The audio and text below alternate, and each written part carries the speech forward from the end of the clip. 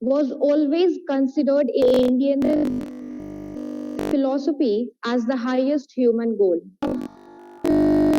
To all of you, all the teachers and joining me today is understanding the national education policy. Ninth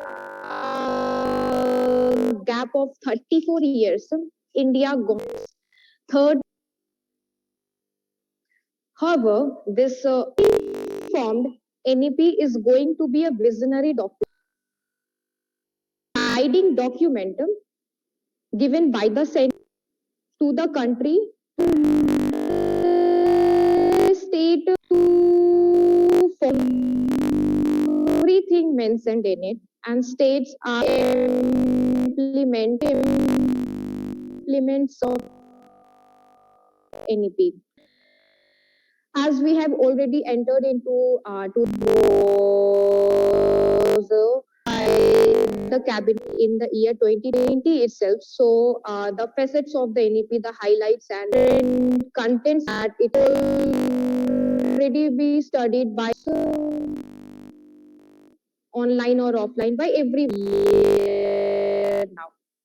So I am not going to discuss about the highlights of NEP, or I'm not going to discuss about that. It's neither I'm going to analyze it, but I'm going to discuss something which is not mentioned in those 60 to 62 pages of NEP given to country.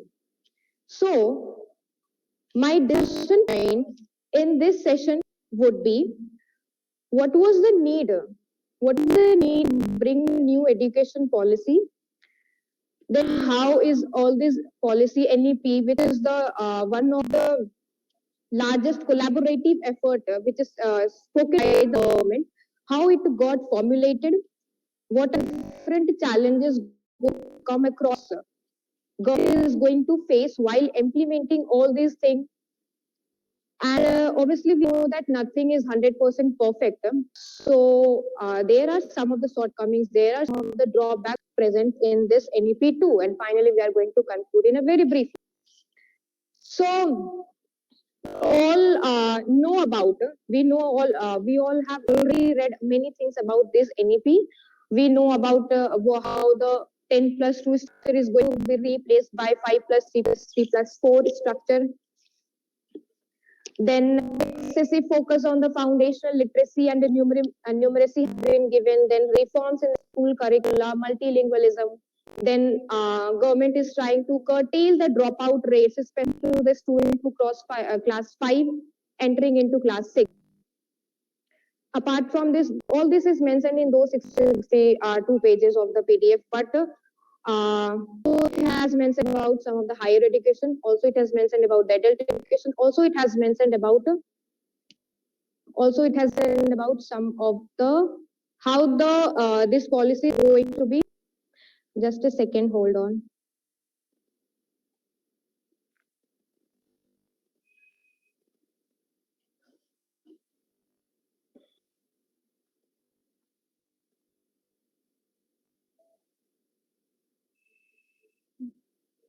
Sorry.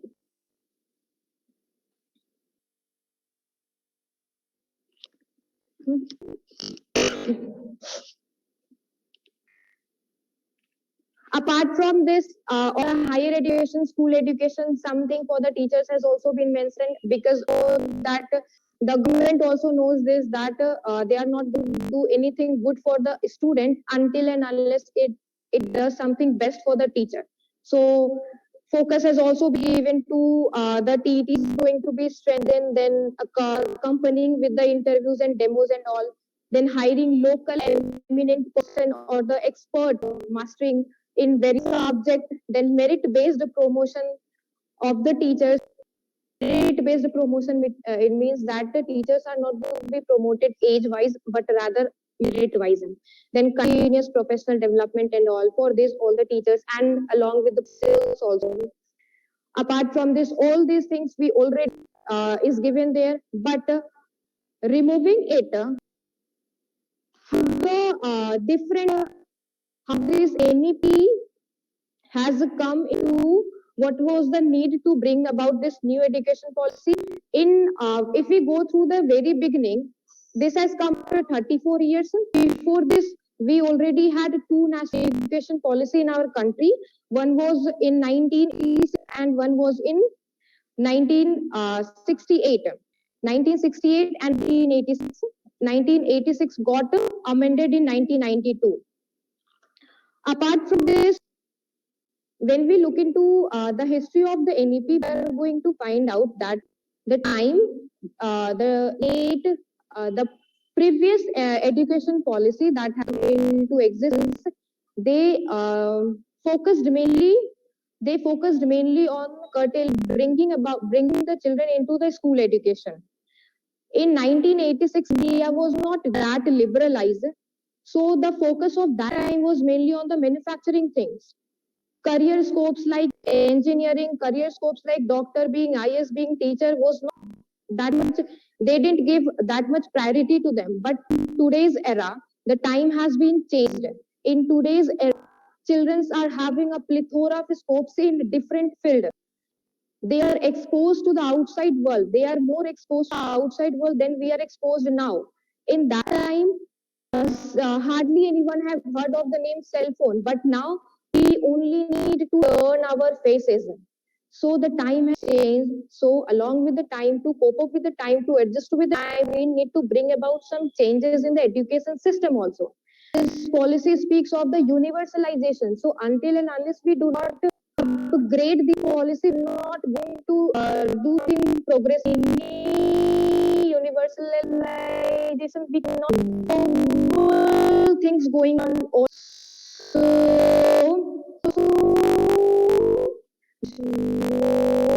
Those exam they used to make a exam race. About the conceptual quality, this policy has focused on the quality of education and not just rote learning. So all these things was there in the mind of policy maker. All these things was in the mind of the political leaders. And because of the scarcity of the political strength, could not come up within 34 years. But now, with time, finally this policy has been approved. With the time, finally this policy has been accepted by the cabinet and has been given to the country. Now, discussing about how all the NEP are formulated. See, past requirement and future requirement. The past requirement require only the knowledge, exam-oriented study, process-centered graduates.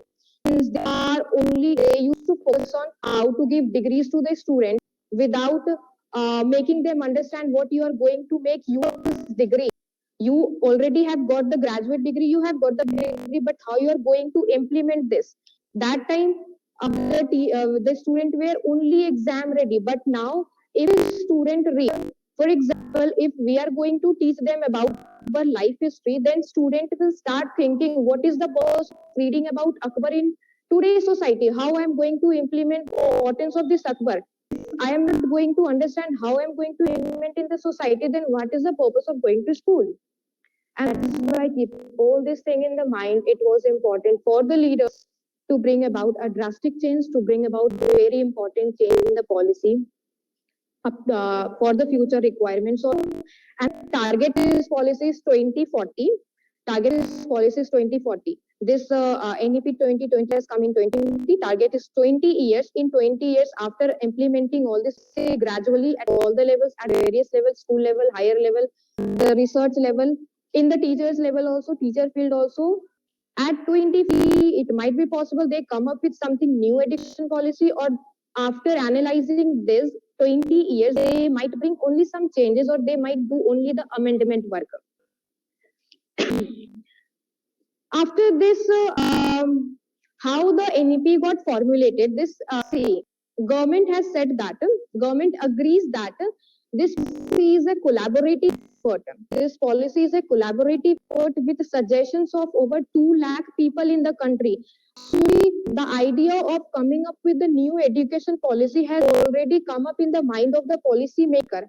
So all this started going back into January 2015. So it took It took almost more than 5 years to come up with this policy. Policy has been the policymaker, they first decided to take the demands from the root level. So government used to apply the bottom approach. They went through the bottom approach system. What happened in most of the cases, from the political to the client level goes on when some policy has come. But this education policy we can say this education policy as the first education policy of the 21st century, or the third policy of the after India's independence. After India's independence, NEP is the only policy which had large number of involvement of people after Panchayati Raj. But this policy has large number of involvement of the people. At first, the bottom approach has been adapted. What they did in bottom approach, this policy, all policy makers in the different local areas, they went to the different Panchayati Raj, they went to different Gram Panchayat. This policy actually took into account 2.5 lakh Gram Panchayat and 676 districts in the country.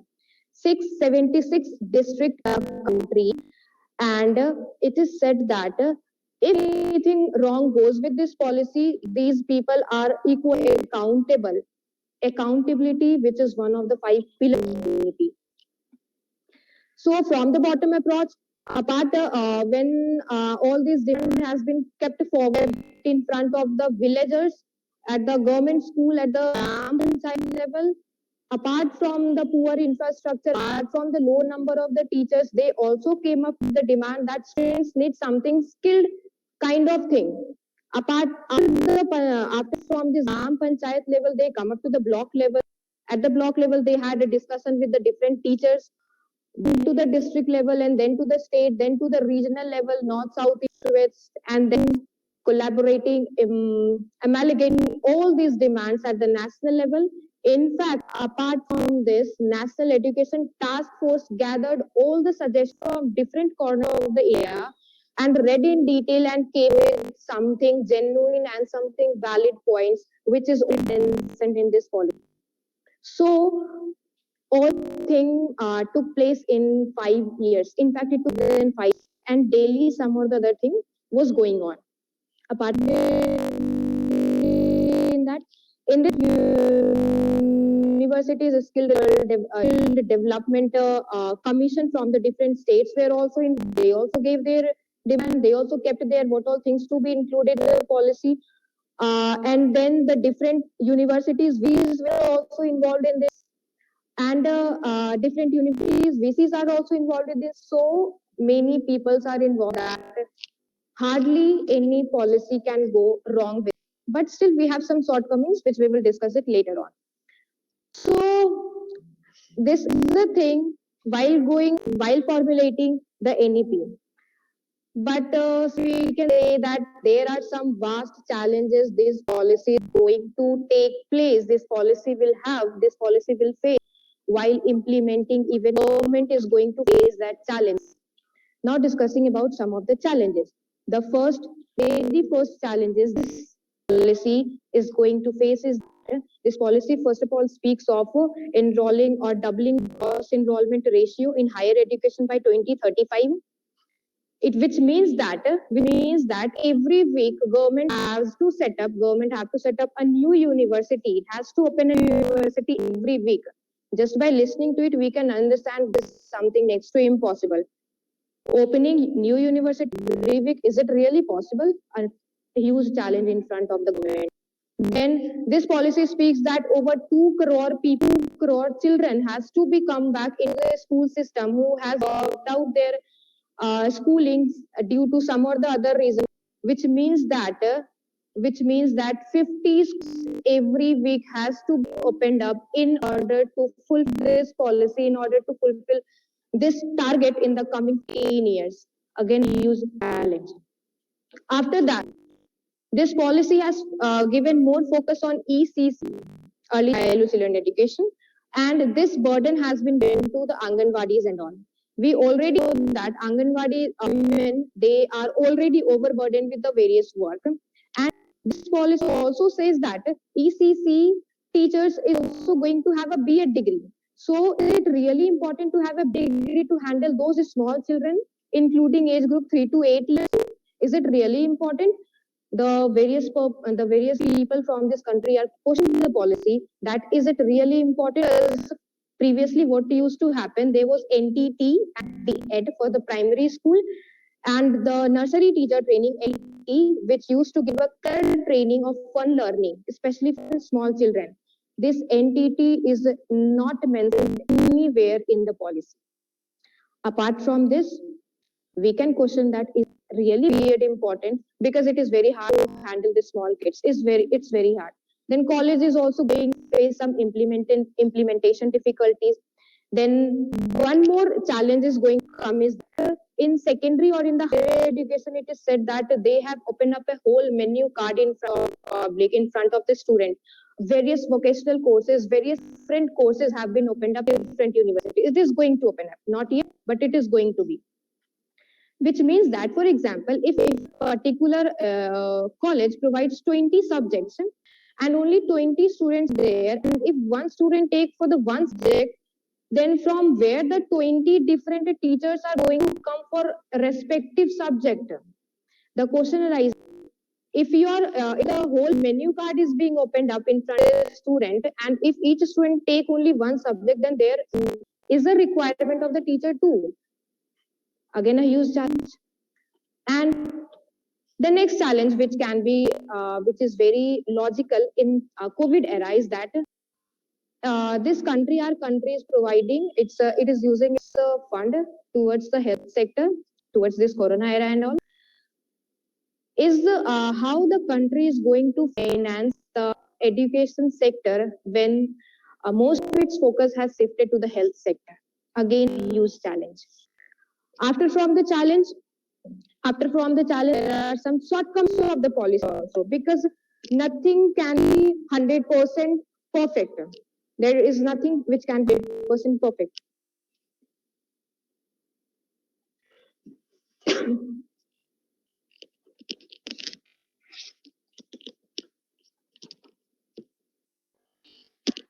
Shortcomings, discussing about the shortcomings, people have questioned one of the important things from the policy about the three language formula. The three language formula that policy speaks of is, one will be the local language, other will be the mother tongue, and other will be the national language, which is mainly included as a Hindi and Sanskrit. So feedback came, debates have been taken place, that this policy, why this policy is forcing to study Hindi or the Sanskrit. We all know the importance of English too. We all know the importance of English. However, we want our student, our teacher, our children to go to the English medium school. This policy has not mentioned English language clearly. Or is the policy forcing Hindi or Sanskrit? Is better. So policy at this time has to remain quite at this point. But something can like blending process can go on, like communication process can go, medium process can go on. So this is the three language policy with some demerits too. Question has come into the mind of various parents also, in the mind of various children also, like which language will English medium school is going to teach? Questions are very valid. What about kids whose parents speak two different languages at home? If one of the parents from the Kerala marries to a person living in Chhattisgarh, what will be their tongue? Again, a huge question. Does the local language automatically become the mother tongue? All these answers quite. The kids transferable job, how can their medium of instruction be the local language? All these are questions which are arising on the three language formula or the multilingualism. At this point, policy is quite, it's not speaking anything, but obviously with a positive note, it will come with something positive approach. One more, last but not the least, there we all know that right to education is the fundamental right.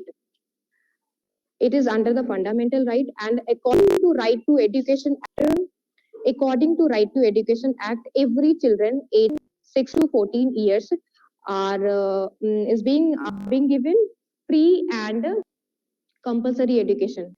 But this policy speaks that from the age of 3 to the age of 18, they have to study through the different policies. What about the children from 3 to 5 years, and what about children from 15 to 18 years? Will this group of children can claim to right to education policy, to the right to education? If anything goes wrong, will they claim that we are having the right, or what policy will say that no, we are not going to include you, we haven't mentioned in our fundamental right about your age, we have mentioned 6 to 14 years. So again a question mark arises. So apart from this, language are negative factor. Apart from this, that higher education, we study about the higher education in this policy. We come to that there is a 4-year graduate degree, which 1 year we awarded the certificate. If students want to live with 1 year, they are free to live. If they have to study for 2 years, to live and get diploma courses, and then 3 years getting degree courses. It means students are free to live any of the year. So it's not that they are living their education. Apart from this, there is wide gap in wage also between the sections of the society. Because there are private schools, there are government schools, which government schools being focused like you can study in a different language at the later stage of school. Like you can start in class 6, 7, 8. Whereas in the private schools, they can start with the language from the very basic of their schooling. So there is going to be a wide gap between the different sections of the societies too. So there are the different sort of means of the policy. Apart from all the sort of means, apart from all the challenges, apart from all challenges, still we are here some positive note. We are here some positive note, and very there were actually several quotes available different platform. The best one that I have seen about this person is being like, I'm delighted to a diverse policy that aims to meet future learning needs, which will ingrain practical skill-based learning to save the learners being industry ready. So everyone has embraced this policy. There are some challenges, but with some positive note, they are going to tackle it. Government is going to tackle it gradually, and it is believed by me that by implementing these changes, the Indian academic system will be a step ahead. This point, if the change is required by the time, we should be already bring changes in any of the system, not only in this of begins in any of the system. If the changes required, it should not. So hats off to the government, hats off to policy makers. We should erase it, and we should walk along, and let's hope for the best for the rest of the education system, which can change our India future too. Thank you, everyone.